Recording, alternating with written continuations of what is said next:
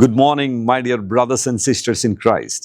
యేసుక్రీస్తు ప్రభు నామంలో ఈరోజు ఈ వాగ్దాన సందేశాన్ని వీక్షిస్తున్న మీ అందరిని బట్టి నేను ప్రభువును స్తుతిస్తూ ఆయన నామం పేరిట మీకు శుభాలు ప్రకటిస్తున్నాను.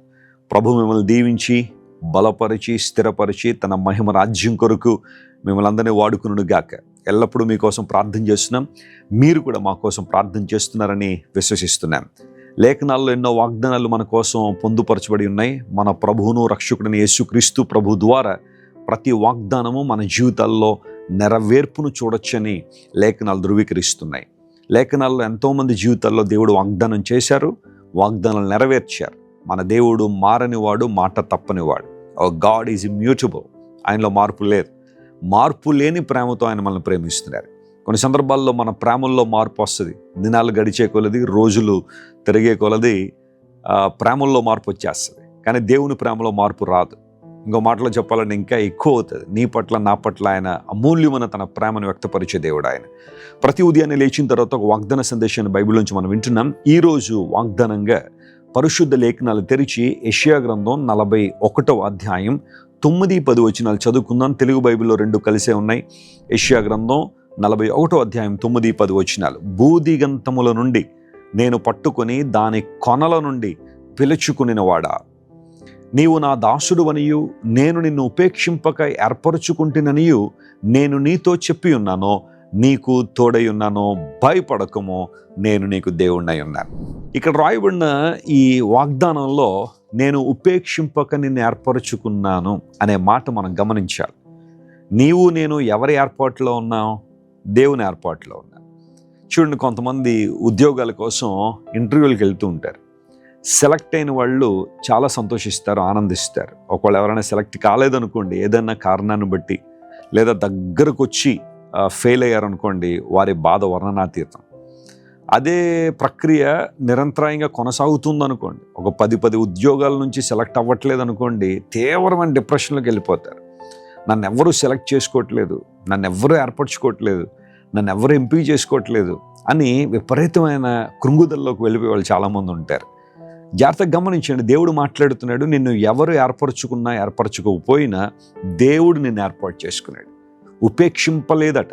ఆయన మనల్ని విడిచిపెట్టలేదు, ఆయన మనల్ని రిజెక్ట్ చేయలేదు, మనల్ని డిస్పైజ్ చేయలేదు. ఆయన వాస్తవానికి మన పాపాన్ని బట్టి, మన అతిక్రమ క్రియలను బట్టి, మన దౌర్భాగ్య స్థితిని బట్టి మనం ఉపేక్షింపబడాలి లేదా విడిచిపెట్టబడాలి. కానీ దేవుడు మనల్ని ఏర్పాటు చేసుకున్నాడు. ఆయన ఎంపిక చాలా గొప్పది. అనేక సందర్భాల్లో మనం లేఖనాల్లో మనం చూస్తున్నాము, దేవుడు ఏదైనా ఒక అసాధారణ కార్యం చేయాలి అంటే సామాన్యమైన వ్యక్తులను దేవుడు ఎన్నుకుంటాడట. అది ఆయన యొక్క నైజము, ఆయన యొక్క స్వభావం. When God wants to do something extraordinary, He chooses ordinary things and ordinary people. యేసుక్రీస్తు ప్రభువారు ఈ లోకానికి రావడానికి ఆయన ఎంపిక చేసుకున్న స్త్రీ మరియ. మరి యొక్క బ్యాక్గ్రౌండ్ మనం చూస్తే ఆమె గొప్ప బ్యాక్గ్రౌండ్ కలిగిన వ్యక్తి ఏం కాదు. నాజరేతులో ఆమె యొక్క సామాన్యమైన కన్యకగా ఉంది. కానీ దేవుడు ఆమెను ఎంపిక చేసుకుని ఆమె ద్వారా ఈ లోకానికి వచ్చారు. రాజభవనాల్లో, అంతఃపురాల్లో గొప్ప గొప్పవారు చాలామంది ఉండుండొచ్చు. కానీ దేవుని ఎంపిక ఎంత గొప్పది అంటే, మరియలో ఉన్న పవిత్రత, దేవుని చిత్తం నెరవేర్చాలనే కోరిక, దేవుని చిత్తానికి తను సమర్పించుకోవాలనే ఆసక్తి, ఉత్సుకత ఆమెను ఖచ్చితంగా ఉన్నతమైన స్థలంలో నిలబెట్టింది అనడానికి నేను సంతోషిస్తున్నాను. నీ చిత్తము చొప్పున జరుగును గాక. నువ్వు గర్భవతి కుమారుని కంటావు, ఆయన సర్వోన్నతుని కుమారుడు అనబడతాడని గబ్రియేలు ద్వారా ఒక మాట తెలియపరచబడినప్పుడు ఆమె దేవుని చిత్తానికి తలొగ్గింది. అది ఎంత కష్టమో మనందరికీ తెలిసిన పనే. అవమానం ఎదుర్కోవాల్సిన పరిస్థితులు రావచ్చు, నిందలు ఆమె మీద పడే పరిస్థితులు ఉన్నాయి. కానీ వాటన్నిటిని లెక్క చేయలేదు. ప్రభువు చెప్పారు, ఆయన కోసం జీవించాలి, ఆయన కోసం ముందుకు వెళ్ళాలి. దేవుడు అలాంటి తెగింపు ఉన్న మరియను ఎన్నుకొని తన ద్వారా అసాధారణ కార్యాలు ప్రభు జరిగించారు. ప్రియ దేవుని బిడ్డ, దేవుడిని ఏర్పాటు చేసుకున్నారు. నీ కుటుంబంలో బహుశా నువ్వు ఒక్కడవే ప్రభువుని అంగీకరించావా? నీ కుటుంబంలో నువ్వు ఒక్కదానివే యేసు ప్రభువుని తెలుసుకున్నావా? ఇంకా నీ కులం, నీ మతంలో ఉన్నవారు ఇంకా ప్రభువుని తెలుసుకోలేదా? నేను ఒంటరివాడినే, నేను ఒంటరిదాన్నే, వాళ్ళందరూ ఒకటే అయిపోయి నన్ను వేధిస్తున్నారు, వాళ్ళందరూ ఒకటే అయిపోయి నన్ను బలహీనపరుస్తున్నారని నువ్వు ఎప్పుడు బాధపడద్దు. దేవుడు ఒక వెలుగుగా నిన్ను అక్కడ ఏర్పాటు చేసుకున్నాడు. నీ ద్వారా ఆయన సువాసన వెదజల్లబడాలని, ఆయన జ్ఞానం ప్రకటించబడాలని, సువార్త వ్యాప్తి చేయబడాలని దేవుడు ఆశిస్తున్నాడు. You are the salt of your family and you are the light for your people. నీ ప్రజలకు నువ్వు వెలుగుగా నియమించబడ్డావు. నీ కుటుంబానికి నువ్వు ఒక ఉప్పుగా దేవుడు నిన్ను ఏర్పాటు చేసుకున్నాడు. ఎప్పుడు కూడా కృంగిపోవద్దు. నేను ఒంటరిదాన్ని ఎప్పుడు బాధపడొద్దు. అనేక సందర్భాల్లో దేవుడు అలాంటి స్థితిలో ఉన్న వారిని వాడుకొని అనేక మందికి ఆశీర్వాదకరంగా దీవెనకరంగా ప్రభు చేశారు. నేను నిన్ను ఏర్పాటు చేసుకున్నాను. I have chosen you and you are mine. యెషయా 43:1 అదే మాట ఉంటుంది. నేను నిన్ను విమోచించాను, నీవు నా సొత్తు, నీవు నాకు చెందిన దానివి, నువ్వు నాకు చెందిన వాడు అని ప్రభు మాట్లాడుతున్నాడు. నీకు వస్తున్న కష్టాలను బట్టి, నీకు వస్తున్న అవమానాలను బట్టి, నీ జీవితంలో ఎదురవుతున్న నిందలను బట్టి, నీ కుటుంబ జీవితంలో వస్తున్న సవాళ్లను బట్టి ఎవరో నిన్ను చెదరించుకున్నారనో లేదా వద్దన్నారనో కాదన్నారనో నువ్వు కృంగిపోవాల్సిన అవసరం లేదు, బాధపడాల్సిన అవసరం లేదు. రోజుల తరబడి భోజనాలు మానేసి, నిద్ర మానేసి నీ ఆరోగ్యం నువ్వు పాడు చేసుకోవద్దు. ప్రభువు నిన్ను ఏర్పాటు చేసుకున్నాడనే విషయం గుర్తించు. ఆయన కోసం జీవించు. ఆయన నీకు తోడై ఉన్నాడు, నిన్ను బలపరిచేవాడు ఆయన, నీ ప్రతి పరిస్థితులను విడుదల చేసేవాడు ఆయన కనుక ఆయన వైపు చూడు. ఈరోజు దేవుని సేవకునిగా ప్రకటిస్తున్నాను, ప్రభువు మీ జీవితంలో అసాధారణ కార్యాలు జరిగించడానికి సామర్థ్యం కలిగిన వాడు ఆయన, సిద్ధ మనస్సు కలిగిన వాడు. నువ్వు ఆయనకి నీ చేయిస్తే, ఆయన కోసం నువ్వు జీవించాలని ఆశపడితే, ప్రతికూల పరిస్థితుల్లో కూడా దేవుడు నువ్వు గట్టిగా పట్టుకోగలిగితే, దేవుడు నిన్ను హెచ్చించే విధానాన్ని చూసి అనేక మంది దేవుడిని మహింపరచబోతున్నారు, ఘనపరచబోతున్నారు. నమ్ముదామా ఈ వాగ్దాన సత్యాన్ని? ఈరోజు ఈ వాగ్దానాన్ని క్లెయిమ్ చేసి ప్రభువును స్తుతించండి, ప్రభు వైపు చూడండి. గొప్ప కార్యాలు మీ జీవితంలో జరుగును గాక. ప్రార్థన చేసుకుందాం.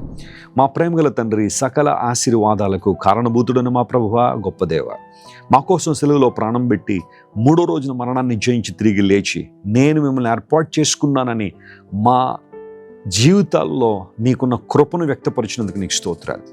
ప్రభువా, లోకంలో ఎవ్వరూ మమ్మల్ని ఏర్పాటు చేసుకోకపోయినా, అందరూ మమ్మల్ని చేదరించుకున్నా, నువ్వు మమ్మల్ని ఏర్పాటు చేసుకున్నావు. మా పట్ల నీకున్న ఉద్దేశాలను బట్టి నీకు స్తోత్రాలు.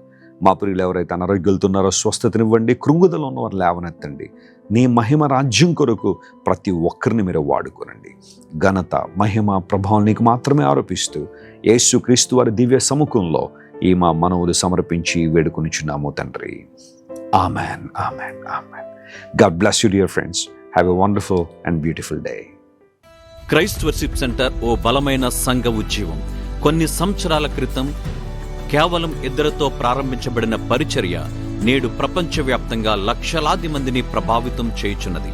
రాజమండ్రి, సికింద్రాబాద్, బెంగళూరు, చెన్నై, నెల్లూరు, దుబాయ్, బెహ్రైన్, కరీంనగర్, విశాఖపట్నం, గద్వాల్, కొవ్వూరు, మలకపల్లి, శ్రీలంక, భూటాన్, అడ్డతీగల, పాలమూరు, ఒంగోలు, బళ్ళారి, కోరుకొండ, పోతవరం, నల్లజర్ల, వెంకటరామయ్యగూడెం, మచిలీపట్నం, ఇందిరానగరాలతో పాటు అనేక గ్రామాల్లో క్రైస్ట్ వర్షిప్ సెంటర్ ఆరాధనలు జరుగుచున్నవి. వాక్య సంబంధమైన ఉద్యమంలో, పరిశుద్ధాత్మ సంరక్షణలో కొనసాగాలనుకునే ప్రతి ఒక్కరికి మా ప్రేమపూర్వక ఆహ్వానాన్ని అందిస్తున్నాము. రండి, ఆత్మతో సత్యముతో ప్రభువైన యేసు క్రీస్తును ఆరాధిద్దాం. మీరు ఇంతవరకు విన్న దైవ సందేశం మరియు దేవుని సేవకులు చేసిన ప్రార్థన మీకు ఆశీర్వాదకరముగా ఉన్నదని విశ్వసించుచున్నాము. ఈ సందేశాన్ని మీ స్నేహితులకు, బంధువులకు షేర్ చేయండి. మీకు ఏదైనా ప్రార్థన అవసరత ఉన్నచో మా ఫోన్ నంబర్లకు కాల్ చేయండి. దేవుడు మిమ్మల్ని ప్రేరేపిస్తే విశ్వాసంతో సాగుచున్న ఈ పరిచర్యను ప్రోత్సహించండి. మరిన్ని వర్తమానాలు, పాటలు వినుటకు జాన్ వెస్లీ మినిస్ట్రీస్ అను మా యూట్యూబ్ ఛానల్ను సబ్స్క్రైబ్ చేసుకోనండి. ప్రభువైన యేసుక్రీస్తు కృప మీకు తోడైండును గాక.